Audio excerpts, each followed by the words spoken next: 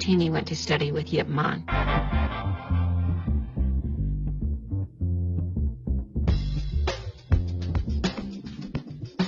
As human beings, fighting's in our DNA.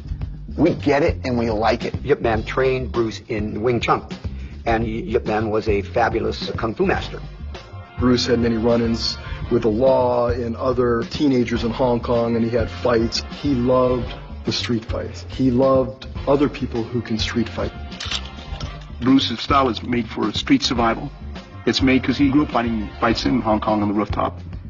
Bruce had some of the films, 8mm, that he used to show us. They get into their own traditional stance, and one guy would come in and throw a couple of punches, and the other guy would back up and fall down over the plant pot. There were two clans usually. There was the Choi Lei Foot clan, and there was the Wing Chun clan by Ip Man and his students, and they would have battles.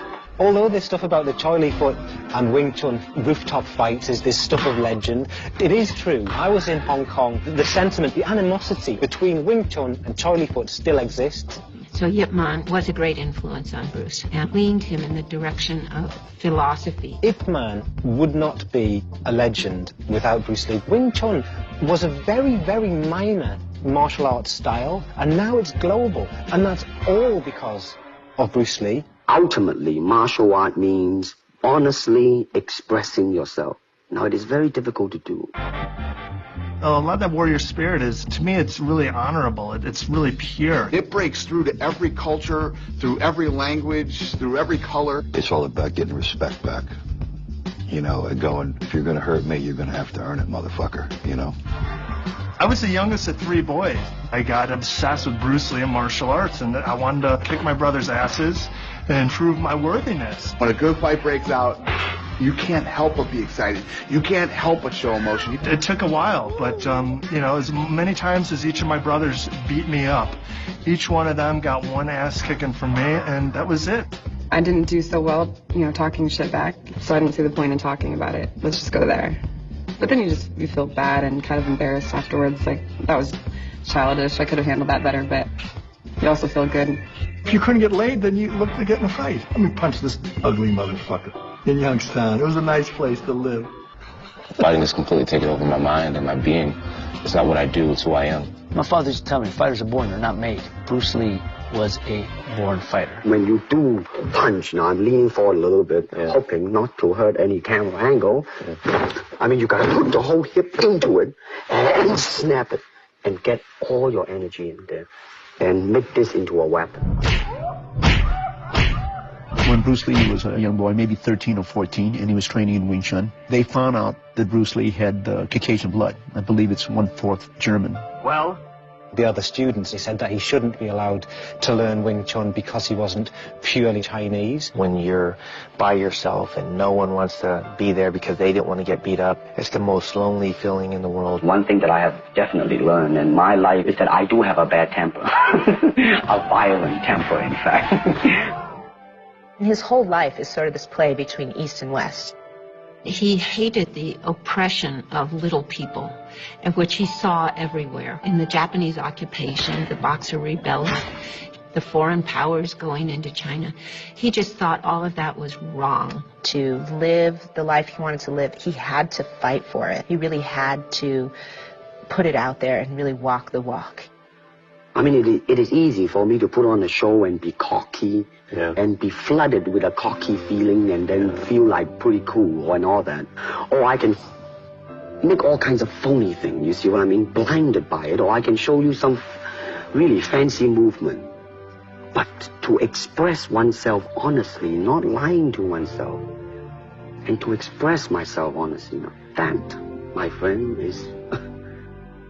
In some ways, it's the total opposite of anger. It's beauty, it's passion, it's art, it's painting a picture without tools.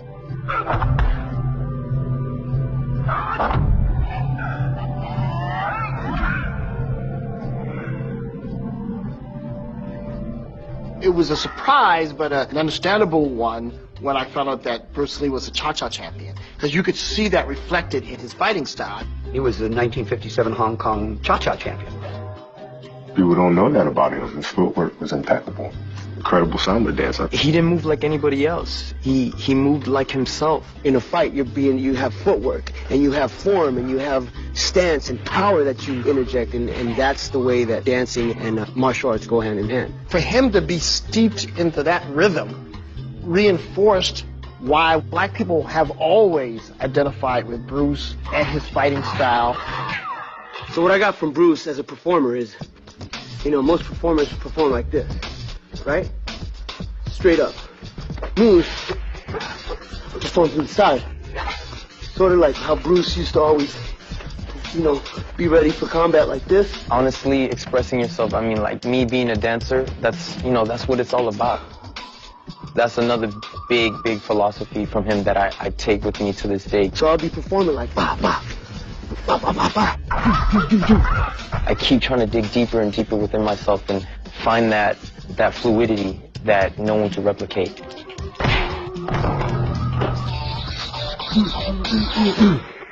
That's the vibe that Bruce Lee taught me, is to always bring it. And that's what I get from Bruce.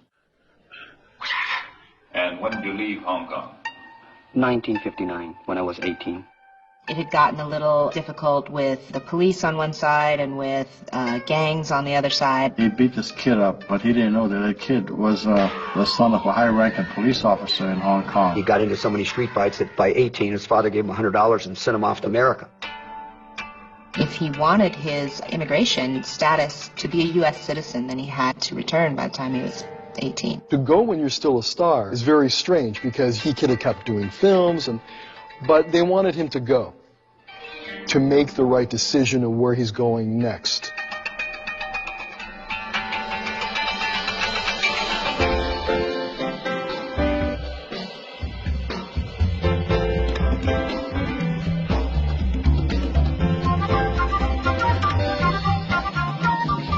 In Seattle, my father started teaching martial arts. He didn't ever look at people because of their race or their stature in life. If you had a sincere interest in martial arts, he would teach it to you.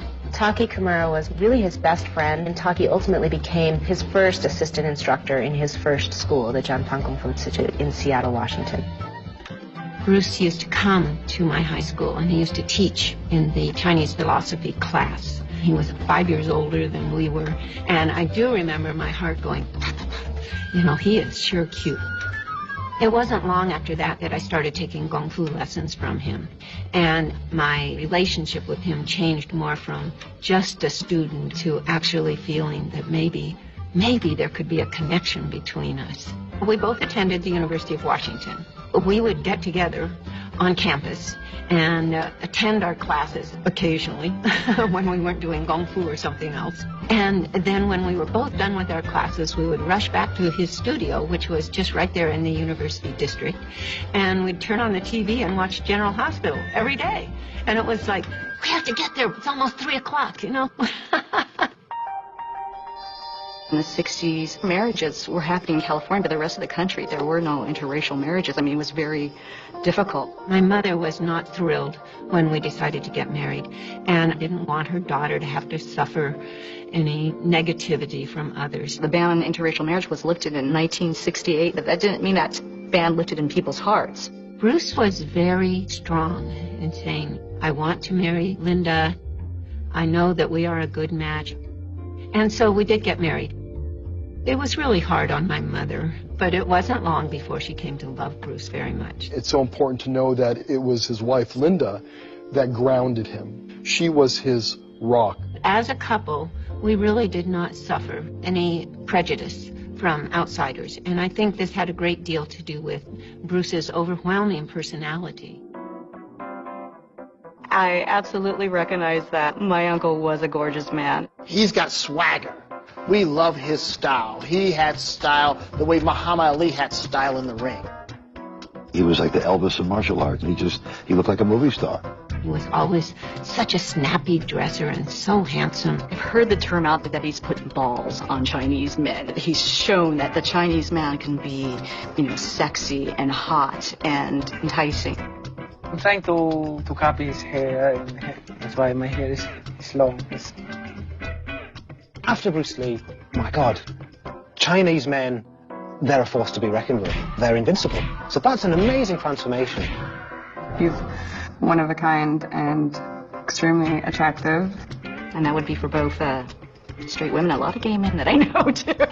Let's just put it this way. I think the one thing that's missing in my life right now is Bruce Lee. A man like Bruce Lee.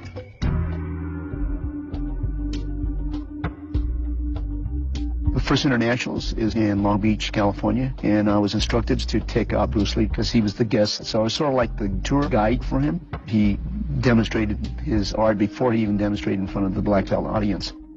In the hotel room, he says, you can choose everything. You can side kick, you can round kick, and I'll just use my jab. He used a little bit more on the jab because when he knocked me out, he was a little bit more like a hook.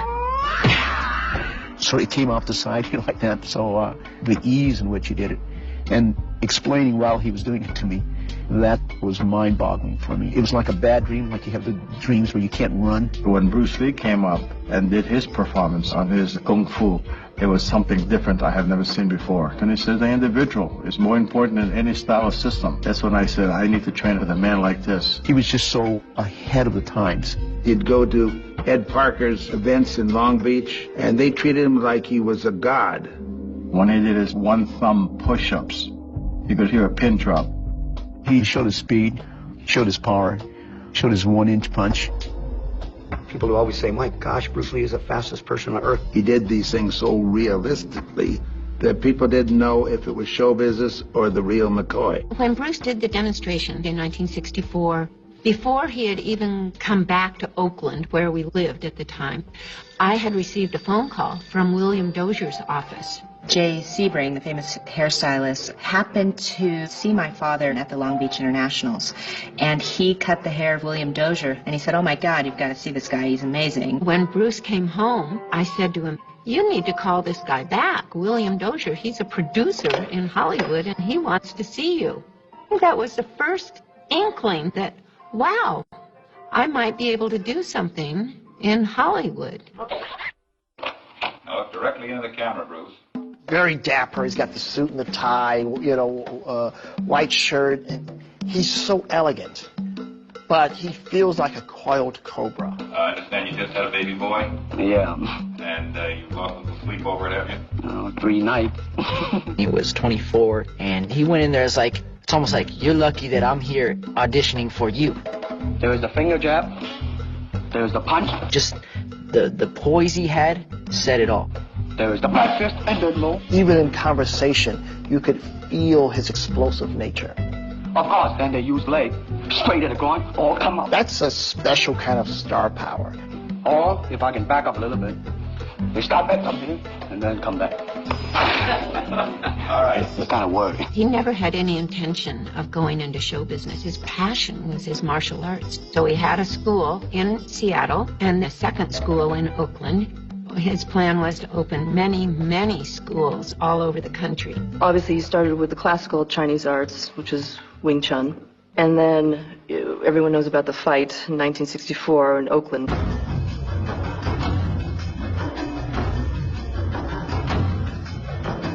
There's the famous story about how he was challenged by the Chinese community in Oakland, and he had to defend the right to teach his art to non-Chinese people. You and this entire society are useless in this country. You are archaic. And you're a fool. You think that you can break away from us merely because you choose to. To prove Bruce Lee was wrong, he was a fake and a fraud, the Chinese traditionalists sent somebody over to fight him. The Chinese sent someone to shut down the school, shut down a throwdown, and of course Bruce chose throwdown. The fight was to be held at Bruce's school. If Bruce lost the fight, he would have to stop teaching non-Chinese people. Anything that forces you to review your dogmas, most people don't respond too well to it. I was there 8 months pregnant with Brandon, and these elders arrived from San Francisco, led by Wong Jackman, who was going to be the opponent in this challenge. They came and they had this big match. I didn't have a shred of a doubt about how this would come out. Wong Jackman started to run around the room, trying to get away from Bruce. And it took 3 minutes for Bruce to get him down on the ground and say, do you give up? Do you give up? So Wong Jackman and those people all left. And I remember so clearly in my mind's eye, Bruce sitting on the steps in the back of the studio with his head in his hands. And she said, "What's the matter?" That was the fight that he realized the classical arts were not working for him. And he should have been able to put that guy down much sooner. Bruce Lee has a fight with a guy and he doesn't beat him fast enough, so he goes off to rethink it all. And these tales, they all have the structure of myth and fantasy, little parables about the master. He said, my training in Wing Chun, my classical art, didn't prepare me for this kind of a battle. That was the beginning of the evolution of his own way of martial arts. If you read the notes that he left behind, 1965, he starts to write, my style is Western fencing, Western boxing, and Wing Chun. He says we owe our knowledge to the Wing Chun, but we're going to go beyond the Wing Chun. Bruce Lee took a lot from boxing. I think he felt boxing was more realistic in that you were trading blows. He likes the boxing footwork because it's alive, it's moving, and it changes. He was totally invested in watching boxing films, going way back to Jack Johnson, Gene Tunney, Dempsey. What he took from Dempsey was the kinetic chain, how to generate power, the importance of a good jab. There's a lot about the alignment of the body. Bruce had a huge collection of boxing films, and he thought the world of Muhammad Ali. And what he would do was very unique. I once came in, the lights were all out, and he's watching this 8mm film, and he's watching it backwards. Muhammad Ali had a left foot forward stance, and Bruce would have a right foot forward. So he would run the films backward in the film editor and study them meticulously. He would stretch and read and review an 8mm film of a boxer at the same time. According to John Saxon, his co-star in Enter the Dragon, John asked him, why do you have all these boxing films on Ali? And he said that Bruce looked at him and said, because one day I'm going to fight him. If I was to fight Bruce Lee was so quick, so smooth, you know. But the one thing that negates speed on a fighter is pressure. And I was a pressure fighter. With Bruce Lee, you got to go inside, smother him, and outmuscle him. You can't fight a dude like that outside. I see Bruce leading off with some long-ass kicks, and Boom Boom gets pissed off and tries to rush in and give him some body punches. And when you get close, then, you know, Bruce, I'm sure, would be trying to bring knees and high head kicks, and I'd be getting in there and I'd be, you know, throwing an uppercut, you know, bring the elbow across, and I'm sure he's going to be trying to counter me, so I'm going to have to be bobbing and weaving inside, you know. Bruce gets it to the ground and armbars him or guillotines him. It would have been a good time. I'm just laughing because I'm saying people are watching this going, he took more shots than we thought. He absolutely has lost his mind thinking he could do that against Bruce Lee.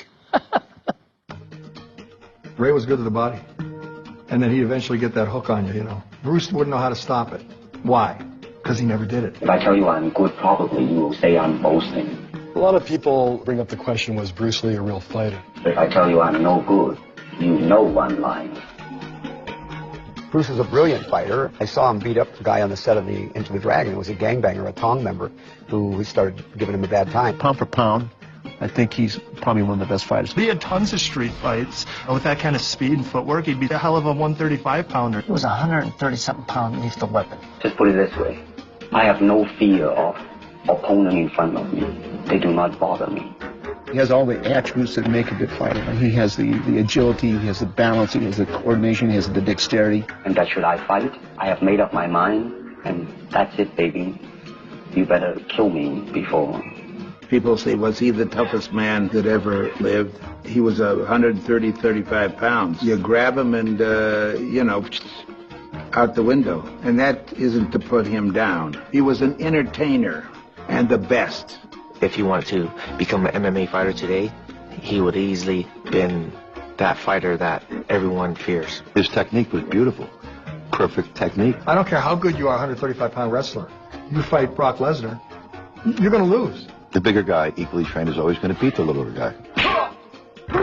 But the fact is, it wasn't about mass, because he would just put it down no matter how big you were. But then again, everybody's chin is different, you know? Whether Bruce Lee was a great fighter or whether Bruce Lee wasn't a great fighter doesn't make any difference to his cultural and historical importance, because his films changed the world. You got the job on the Green Hornet, where you played Cato the chauffeur, Mainly because you're the only Chinese-looking guy who could pronounce the name of the leading character, Britch Reed. I meant that as a joke, of course. And it's a heck of a name, man. Yeah. I mean, every time I said it at that time, I was super conscious. Mr. Reed's residence. As a kid, we watched Green Hornet for him. We could care less about Green Hornet. I mean, he had a fly car. I'll give him props for the car. But Kato was incredible. Everybody in the neighborhood was fighting to be Bruce Lee, not the Green Hornet. A lot of stunt guys on the Green Hornet didn't know how to react because you do the old John Wayne. You throw a punch and the guy goes down.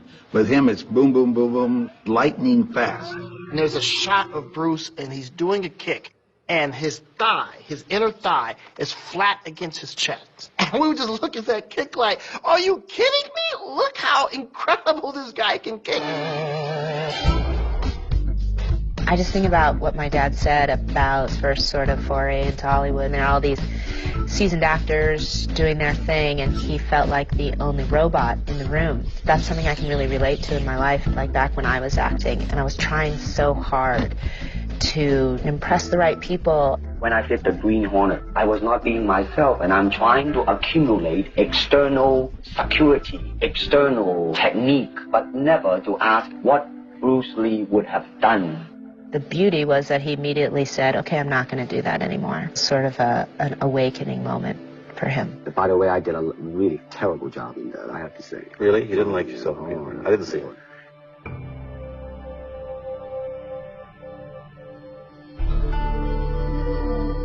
He was always trying to be a holistic person. The fight, the philosophy, the better human being. Martial art has a very, very deep meaning as far as my life is concerned. And he was a very literate guy, you know, he really did read and really did study and really did think.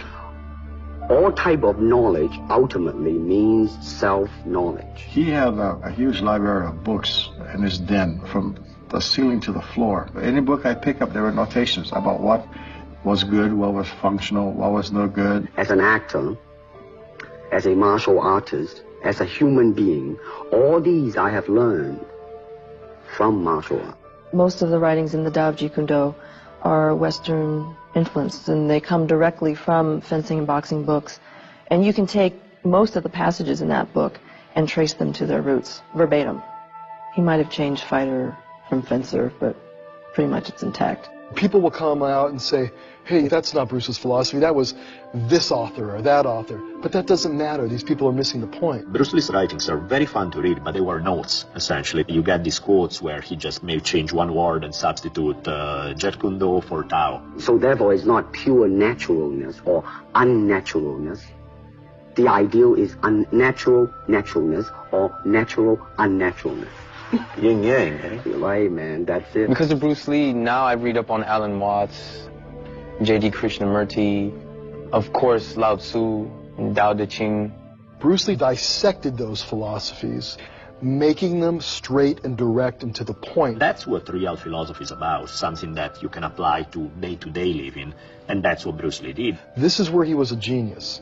It might sound too philosophical, but it's unacting acting or acting unacting. If you've lost me. I have. So Bruce Lee as a philosopher introduces nothing new, but introduces a radicalism into martial art. He's speaking the ideology of the counterculture. He speaks the zeitgeist. So you get an interest in Buddhism, in yoga, in all things Eastern. Bruce Lee shows you meditation in movement. You set up a school in Hollywood, didn't you, for people like James Garner and Steve McQueen and the others? Why would they want to learn Chinese martial art? Because of a movie role? Not really.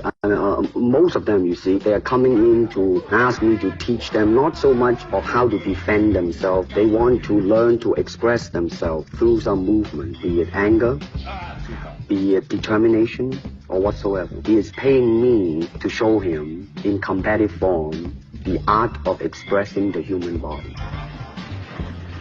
Our backyard was always a backyard school. So for Jim Coburn to come over or Steve McQueen to come over, it was like not that big a deal. Of all your students, famous, James Garner, Steve McQueen, James Coburn, Roman Polanski, which was the best? Depending, okay? Now, as a fighter, Steve McQueen, that son of a gun, got the toughness in him. Now, James Coburn is a peace-loving man. I met him. Right? I mean, you've met him. I mean, he's really, really nice. I mean, super mellow and all that. I mean, you know, I mean, now, he appreciates the philosophical part of it. Therefore, his understanding of it is deeper than Steve. He often told me, I would like to see Steve McQueen be a little bit more like Colburn, and Colburn to be a little bit more like Steve McQueen. Yeah, actually, you see, I mean, it's a combination of both. I mean, here it is the natural instinct, and here is control. You are to combine the two in harmony. Not, if you have one to the extreme, you will be very unscientific. If you have another to the extreme, you become all of a sudden a mechanical man.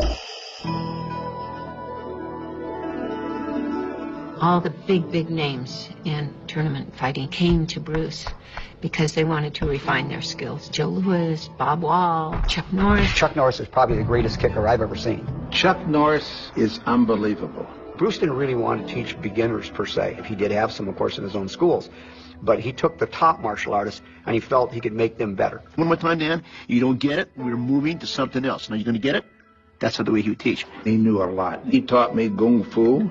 Joe Louis was highly influenced by Bruce Lee. But Joe Louis was a world champion when he met Bruce. But it was a lot more of Bruce being the instructor to Joe. I don't think he had boxing hands until he met Bruce Lee. But his sidekick is phenomenal. Joe would throw 1,000 sidekicks a day, you know. Hey, listen, Joe Louis, in today's world, you know, he would have learned all that shit and been, you know, just as bad as he was back in the day. Bruce didn't think point karate, point martial arts competition was valuable at all. And I totally disagreed with him. Bruce watched it but didn't believe in it. He always advocated full contact sparring. Bruce Lee looked at all of that and said, this is not martial arts, this is nonsense. Let's get rid of these rules. I respect that he didn't feel like he wanted to compete because it wasn't real combat. Because he says, you're not fighting for yourself, you're not expressing yourself, you're fighting for the judges, the referee, the rules. Now what's the reality of combat? The reality is there's someone there who wants to beat you down. He said, to learn to swim, you cannot swim on land, you got to get in the water. To learn to fight, you got to fight. Did you break 5 or 6 pieces of wood with your hand or your foot?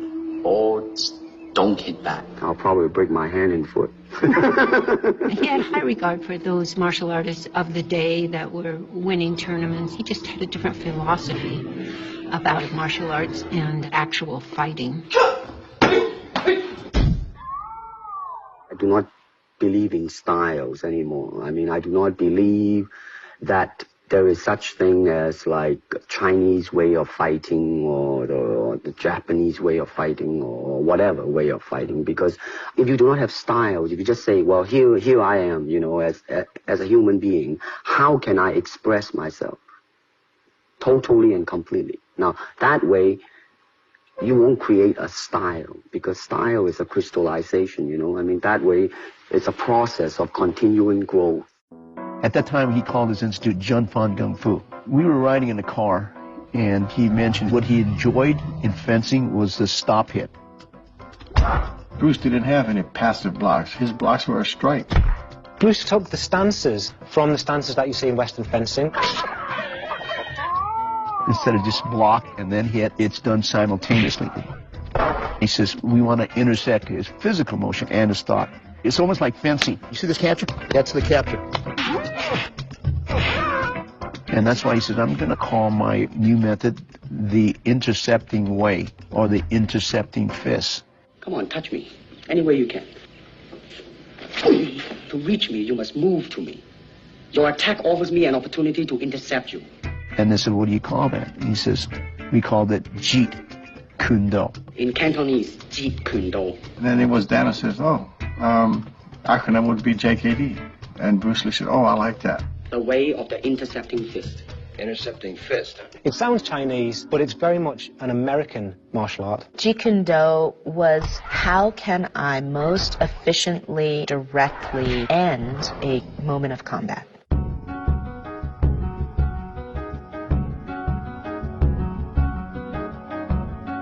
The philosophy Bruce Lee actually had was the simpler the better, the most effective, the direct line. The other stuff was all Hollywood. It can be taught. Do you understand? But it cannot really be standardized.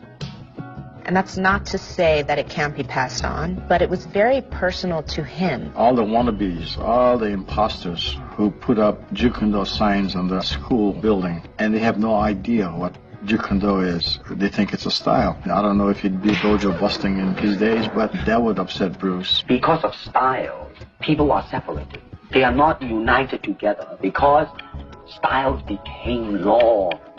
Bruce Lee has a big middle finger raised toward any form of authority. All kind of dogmas, all kind of traditions. He's saying a big screw you to all of them. This guy was preaching back in the 60s. You shouldn't stay to one style. No one style is the best. You should have a little piece of everything. In 1968, he says, JKD in 69 would be different. And I looked at him and said, this is really good stuff we're doing right now. He says, no. He says, JKD in 69 will be different. JKD in 1970 will be different. Martial arts has evolved more in the last 10 years than it has in the last 10,000 years. Because all the stuff that Bruce Lee talked about and all of his philosophies and things that he believed were finally proven, and now this new martial art was able to start to grow and evolve.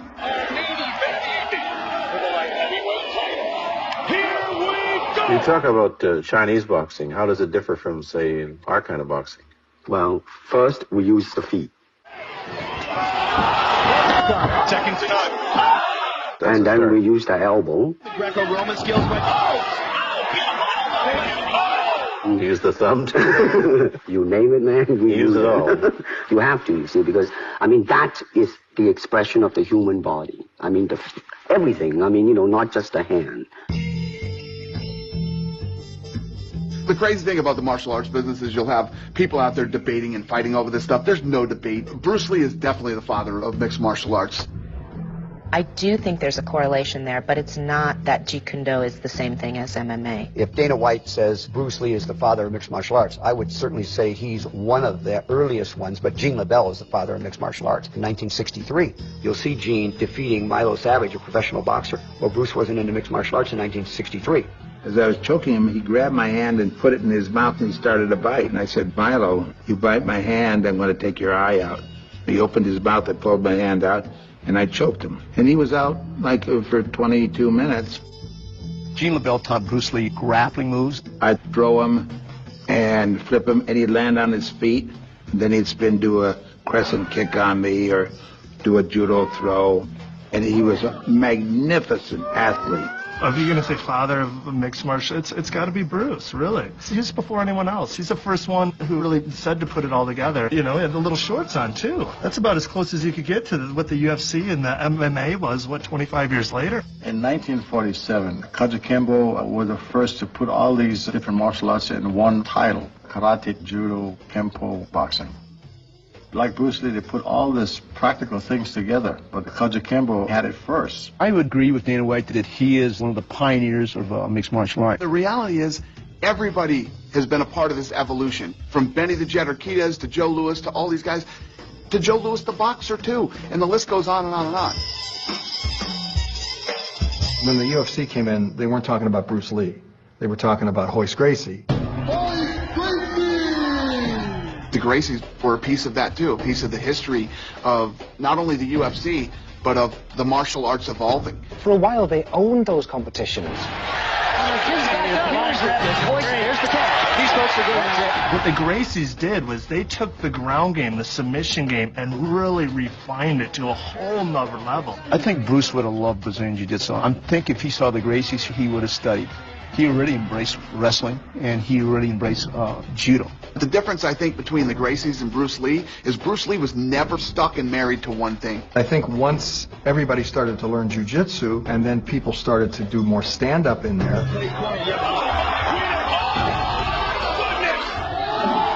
then I think they started talking about Bruce Lee. That is the Karate Kid.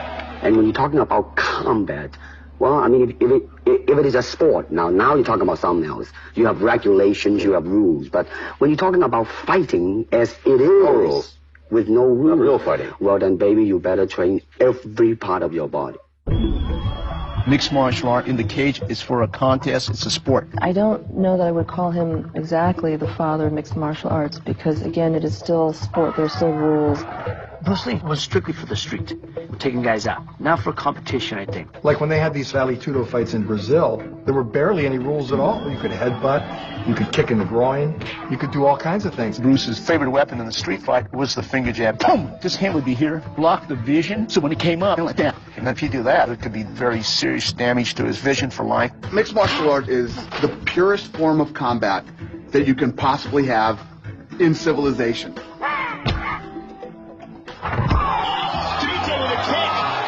I just always felt like it was such a real, raw sport. And I was going to overtake boxing one day, and it seems like that day's here. It's the most hardcore, real form of competition and honesty that I could find. And that's the kind of thing that I crave. There is fear. Sometimes you don't want to go in there. It just teaches you to, face the music.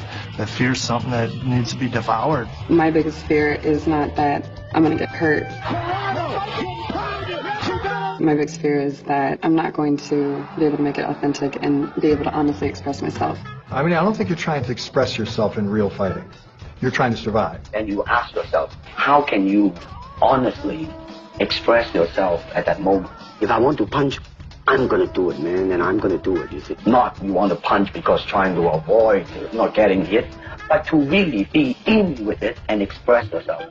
So that is the type of thing you have to train yourself into it, to become one with the... This might sound different. I actually feel as if I'm helping people as I'm punching them in the face.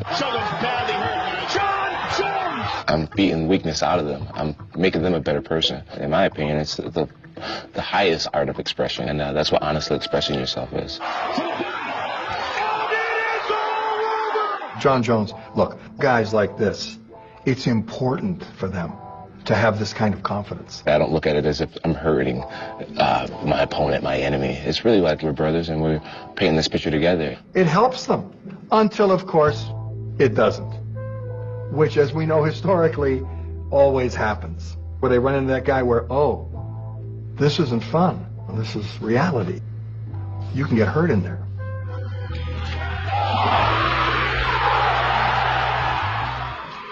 What happens is after several years of that, it takes its effect, When I had to go take my neurological and my hands were, going, and I couldn't remember where I parked my car in the morning. And It should be regulated. There should be judges, and there should be medical staff there, because the last thing you want to do, you don't want to see people get injured. I think my father, from a pure martial arts interest and combat interest standpoint, would have loved to watch the UFC. I believe that Bruce Lee was a huge fight fan, and he'd have been jumping out of his seat, getting as excited as any of us. I think he would have been proud to be called the father of mixed martial arts. Okay, there's people out there, they got it. They say that Bruce Lee was the father of mixed martial arts. That bothers me. If he's the father of mixed martial arts, I'm the grandfather of mixed martial arts. And if you don't believe me, I'll choke you. 'Cause you got a nice neck for choking. When you get into this whole martial arts thing, and you start talking about Bruce Lee, a lot of people get offended. People get pissed off and bummed out and everything else. But Bruce Lee is 100% the father of mixed martial arts.